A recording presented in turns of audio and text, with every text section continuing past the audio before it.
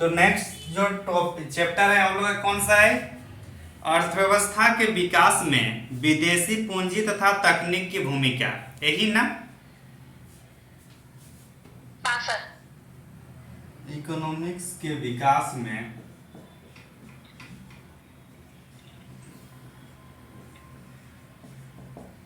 विदेशी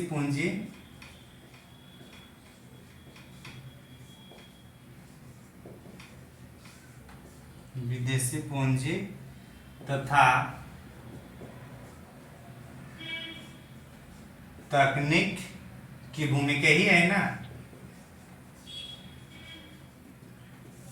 ये खंड हम लोग का कौन सा चल रहा है? बी चल रहा है ना। हाँ सर। हाँ सर। इसी सिलेबस में सी में जाइए तो एक पॉइंट आपको दिखाते हैं। सी में जाइए,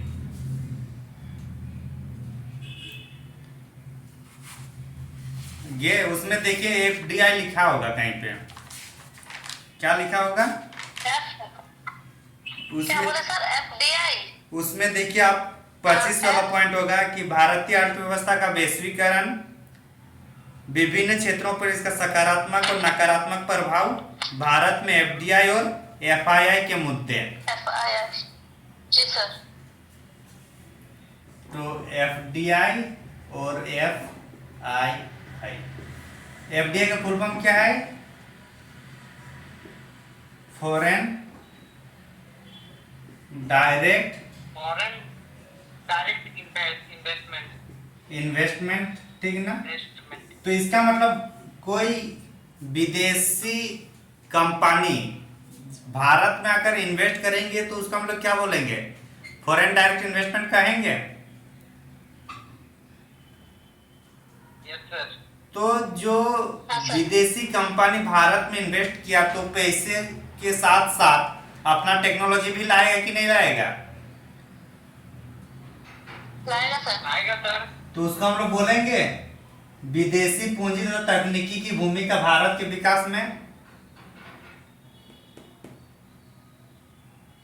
बोलेंगे कि नहीं? हाँ सर। हाँ सर। तो क्या हुआ? टॉपिक ओवरलैप किया? जी सर। तो इसको दोबारा पढ़ने की जरूरत है क्या? यहाँ पर या वहां पर कहीं एक जगह पढ़ना है ना? हाँ। समझ में आ गया शैलन? हाँ सर। तो क्या हुआ? टॉपिक कंप्लीट हुआ ये चैप्टर? तो हम लोग इसको वहाँ पढ़ेंगे सर। हाँ हाँ। हालांकि यहाँ ये पढ़ेंगे कि जो विदेशी पूंजी है यहाँ सिर्फ फॉरेन डायरेक्ट इन्वेस्टमेंट से ही नहीं आता है। जो आईएमएफ ऋण देती है या फिर किसी देश से हम लोग ऋण लेते हैं, जैसे जापान से ऋण लिए हैं, तो ये सब जो है वो हम लोग यहाँ पढ़ेंगे। लेकिन एफडीआई से भी तो हम लोग एफडीआई से भी तो हमारी आर्थिक विकास हो रही है कि नहीं? हो रहा सर। तो उसका जस्ट यहाँ लिखेंगे कि एफडीआई से भी हमारी आर्थिक विकास हो रही है और ये भी क्या है? विदेशी पूंजी और तकनीकी से ही हो रहा है। तो यहाँ बस उसका हेडिंग रखेंगे, बाकी उसको हम लोग वहां जाके पढ़ेंगे। समझ में आ रहा है ना कैसे पढ़ना है? तो अर्थव्यवस्था के विकास में विदेशी पूंजी का भूमिका, यही हो रहा है ना टॉपिक? हाँ सर। तो जब भी विदेश, मान के चलिए आपका कोई दोस्त है, उसके पास पैसा नहीं है लेकिन उसके पास जमीन बहुत है, उसके पास नॉलेज भी नहीं है, और अगर नॉलेज है भी तो उसके पास उतना ये नहीं है कि कैसे उसको मैनेज करके उस जमीन का कुछ किया जाए। आपके पास पैसा भी है, नॉलेज भी है, लेकिन आपके पास जमीन नहीं है, तो आप क्या कीजिएगा? अपने फ्रेंड को वहां जाइएगा कि नहीं, उनकी जगह का मतलब उनसे कुछ कॉन्ट्रैक्ट कीजिएगा, कुछ एग्रीमेंट कीजिएगा कि हमें 10 साल 20 साल 30 साल के लिए आपकी जमीन चाहिए, उसके बदले आपको मैं पैसा दूंगा या पार्टनरशिप करूंगा। बोलिएगा कि नहीं बोलिएगा? जी सर बोलेंगे। तो इससे क्या होगा? जो लड़का या जो लड़की जो आपके फ्रेंड है उसके पास अभी कुछ भी पैसा नहीं था, कम से कम पैसा तो आ रहा है उसके पास, आ रहा है कि नहीं? आ आ रहा सर। और अगर आप वहां जाकर आप कुछ काम कर रहे हैं तो वो भी आपका काम सीखना चाहेगा कि नहीं चाहेगा? आपके इर्द गिर्द घूमते रहेगा, देखेगा क्या कर रहे नहीं कर रहे, करेगा कि नहीं करेगा? अगर उनको भी आगे उन्नति करना है तो हाँ सर। तो क्या हुआ, उसको पैसा भी मिला, थोड़ा बहुत नॉलेज भी गेन किया, किया कि नहीं? तो बाकी क्षेत्र में वो अपने से फिर वो करेगा कि नहीं करेगा, या बाकी क्षेत्र भी अपने दोस्त को देगा फिर वो? नहीं देगा सर दोस्तों। समझ में आ गया? अब यही चीज भारत के साथ देखिए, भारत के पास बालू बहुत है, भारत के पास संसाधन बहुत है, लेकिन हमारे पास क्या है, हम लोग उतना, हमारे पास ना तो पैसा है, ना ही उतनी मतलब अच्छी टेक्नोलॉजी है जिसको हम लोग यहाँ अपने से बना सके। तो जैसे कि मेट्रो, जापान ने टेक्नोलॉजी दी कि नहीं दी? पैसा भी दे रही है, उसके हम लोग 100 साल का कॉन्ट्रैक्ट कराए हैं, कुछ पैसा वो लेंगे, कुछ पैसा हम लोग को देंगे, किए कि नहीं? ठीक सर। अभी अगर हम लोग को मेट्रो बनाना है तो क्या जरूरी है कि हम लोग जापान सरकार को देंगे कॉन्ट्रैक्ट? और हम लोग अपने से भी तो बना सकते हैं, है कि नहीं? हाँ। दूसरी बात है, मान के चलिए कि कोई किसी देश के साथ अच्छा संबंध है, मान के चलिए जापान के साथ हम लोग का अच्छा संबंध। हाँ, तो ये जो अभी दिल्ली में जो नया बन रहा है, ये खुद से बना रहा है या ये भी जापान के साथ? अभी जापान के साथ ही कांटेक्ट में है, लेकिन जहां जापान नहीं बना पाते, जहां बोल देते कि हम नहीं बना पाएंगे, तब वो भारत सरकार वहां बनाती है। जैसे दिल्ली का कश्मीरी गेट, वो भारतीय इंजीनियरिंग ने बनाया, उसको जापान वाले नहीं बना पाए थे, क्योंकि वो लोग फिर सीखे कहाँ, उन्हीं लोग से काम करते करते सीख गए ना। अभी अगर फिर लखनऊ में बनाना है या कहीं दूसरे जगह बनाना है, हो सके वहां भारत सरकार खुद अपने से बना ले, अपने कंपनी से। तो मान के चलिए कि किसी के साथ कोई आपके फ्रेंडशिप है, उससे ठीक ठाक जान पहचान है, उनको पैसे की जरूरत है, तो आप पैसे दीजिएगा कि नहीं दीजिएगा? देंगे, रहेगा तो देंगे। दूसरी बात, वो लेने वाला मान के चलिए थोड़ा अच्छा ईमानदार है, उनको कहना है कि अगर मैं बैंक में भी लेता तो मेरे को 13 या 14 या 15% देना पड़ता था, चलो आपको उतना नहीं दूंगा, कम से कम 6-7% दे दूंगा, वो बोलेगा कि नहीं? अगर ये रहेगा, या फिर ये भी मांग सकता है कि अगर मैं भी बैंक में रखता तो 4% मुझे रिटर्न देता, आप 6% दे देना मेरे को, बोल सकते हैं कि नहीं? जी सर, बोल सकते हैं। तो ये एक दोस्त के साथ हो रहा है, तो यही चीज भारत एक राष्ट्र के रूप में दूसरे राष्ट्र से कर सकते हैं कि नहीं कर सकते हैं? कर सकते हैं। तो इसका मतलब है कि जो विदेशी पूंजी हम लोग को मिलेंगे भारत में, देश में, तो ये 2 प्रकार का मिलेगा। एक रियायत वाला ऋण, मतलब रियायत जिसमें मतलब कुछ या तो बहुत कम इंटरेस्ट लेंगे या इंटरेस्ट लेंगे ही नहीं, होगा कि नहीं होगा? रियायती सहायता जिसको हम लोग बोलेंगे। और एक होगा गैर रियायती, जिसमें कुछ % आप लोग को ऋण मतलब ब्याज चुकाना होगा, है कि नहीं? ये कहानी समझ में आया कि नहीं? मेन है कहानी समझना, बाकी तो आप लोग बुक पढ़ ही लीजिएगा।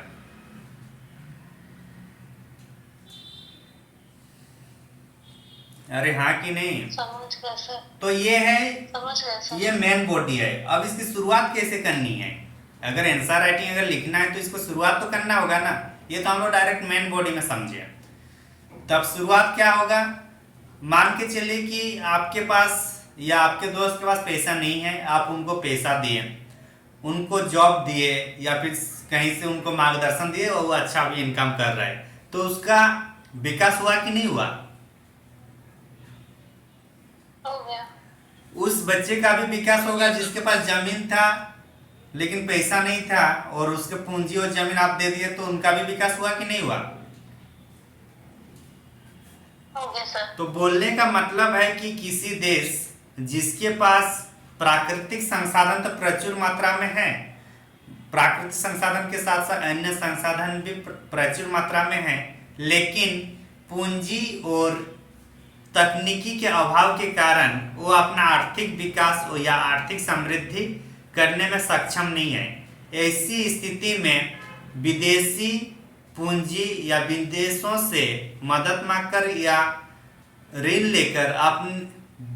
लेकर अपनी आर्थिक विकास या अपने आर्थिक डेवलपमेंट को प्राप्त करना चाहते हैं, तो इस प्रोसेस में या इस प्रक्रिया में विदेशी पूंजी का प्राप्त होना एक महत्वपूर्ण भूमिका निभाते हैं किसी भी देश की आर्थिक विकास के लिए।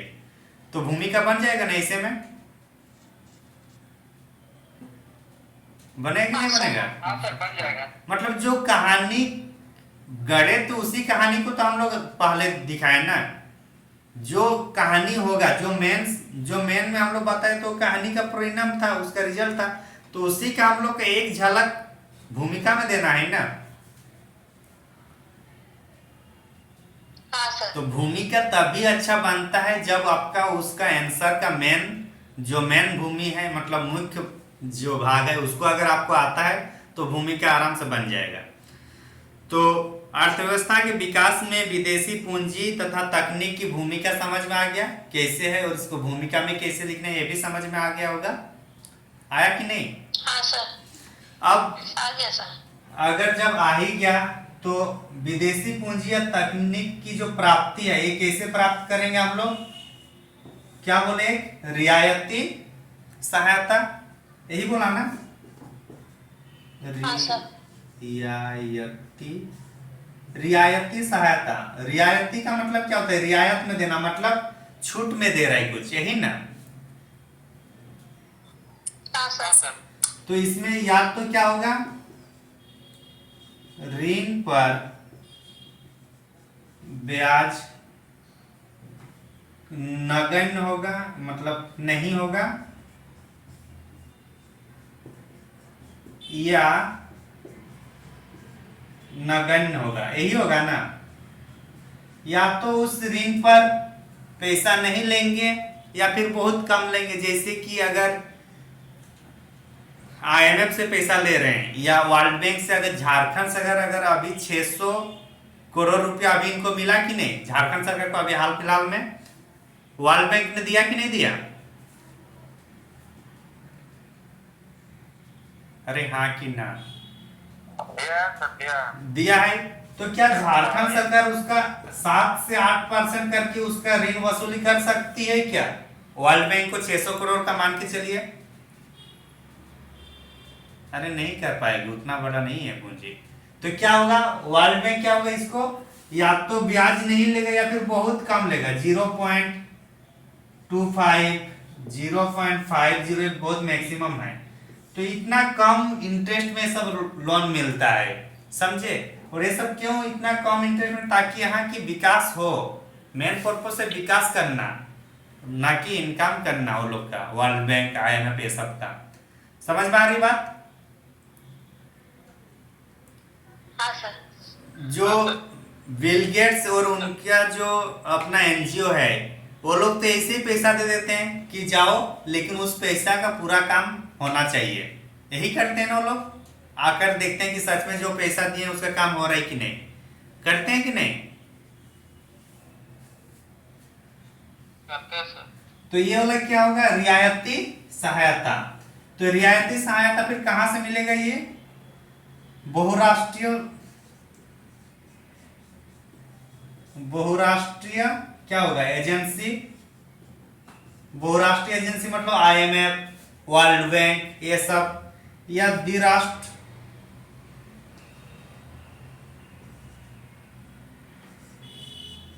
द्विराष्ट्रीय समझौता। अभी हम लोग का जापान के साथ भारत का बहुत अच्छा सा बॉन्डिंग है। वो लगभग बहुत सारा पैसा उधारे लिए हैं, कौन? मोदी सरकार ने। और कितने साल के लिए लिए हैं? 50 से 60 साल के लिए। उस टाइम ये करना है।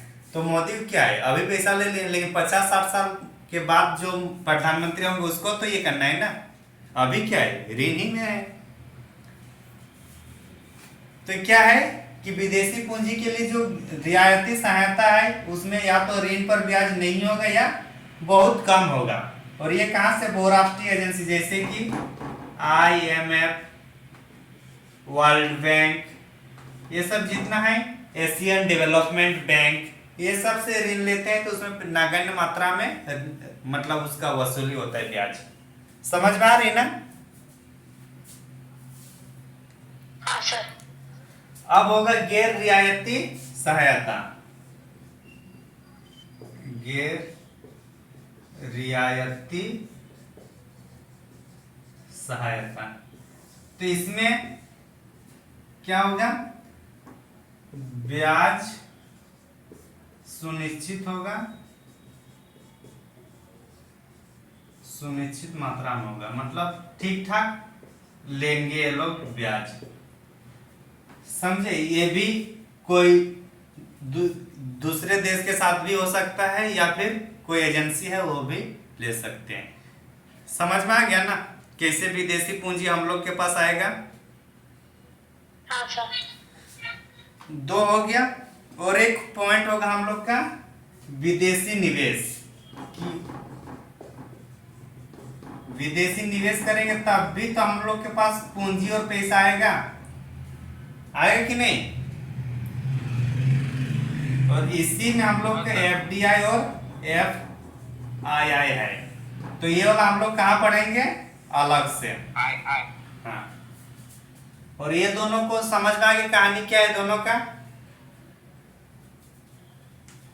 हाँ सर। हाँ सर। बाकी इसमें कितना हम लोग कहाँ से कितना लिए हैं, जैसे अभी हम लोग जल संसाधन से संबंधित अगर देखें तो झारखंड में भी तो एशियन डेवलपमेंट बैंक और वर्ल्ड बैंक से कुछ कुछ चल रहा है ना, पलामू वाला प्रोजेक्ट या मेदिनीनगर वाला कौन कौन सा चल रहा है कि नहीं? तो उसी टाइप से जो जो योजनाएं चल रही है तो इकोनॉमिक सर्वे से वो सब हम लोग को देखना होगा, ठीक है ना? हालांकि ना ये सब डेटा वाला क्वेश्चन है, डेटा वाला क्वेश्चन जनरली मेंस में नहीं पूछा जाता है, ठीक है ना? फिर भी कॉन्सेप्ट तो समझ में आ गया ना?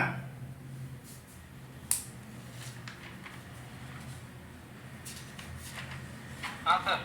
हाँ।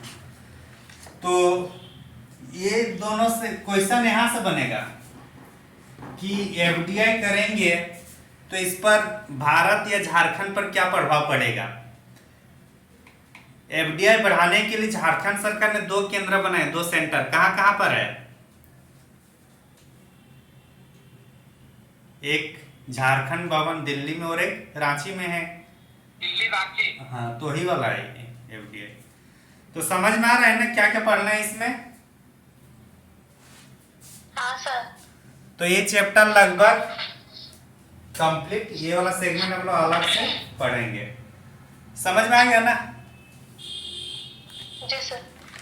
टारगेट कब तक खत्म करना है ये वाला हम लोग का जो सेक्शन बी है